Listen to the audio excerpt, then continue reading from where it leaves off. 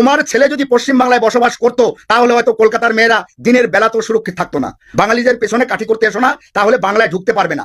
BJP নেতা মিঠুন চক্রবর্তী বলছে পশ্চিম বাংলায় যদি তৃণমূল সরকার ক্ষমতায় আসে তাহলে রাত্রি 12টা-1টার সময় মেয়েরা ঘর থেকে বেরোতে পারবে না, আর যদি বিজেপির সরকার আসে তাহলে মেয়েরা রাত 12টা-1টার সময় ঘর থেকে বেরিয়ে কলকাতা শহরে ঘোরাঘুরি করতে পারবে। মিঠুন চক্রবর্তীকে একটা কথা বলতে চাই, এটা পশ্চিম বাংলা।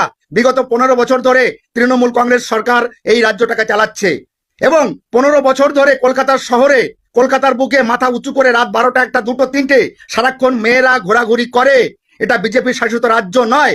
যদি বিজেপি শাসিত রাজ্য হতো আর তোমার ছেলে যদি পশ্চিম বাংলায় বসবাস করতো তাহলে হয়তো কলকাতার মেয়েরা দিনের বেলা তো সুরক্ষিত থাকতো না।